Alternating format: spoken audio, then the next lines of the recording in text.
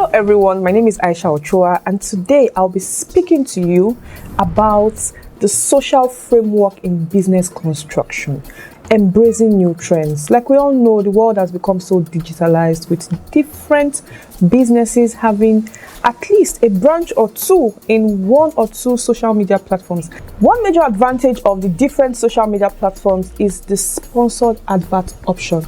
It gives brands the opportunity to reach a wider audience. Now, you could run your business operations in Nigeria and reach an audience in Ghana. You could run your business operation in Lagos and reach an audience in Abuja. And a decent social framework should involve these 4 points. The first one is social responsibility. The second one is stakeholder engagement. The third is diversity and inclusion, while the fourth is ethical governance. Diversity and inclusion simply means understanding the differences in the individuality of people and creating a balance to accommodate everybody.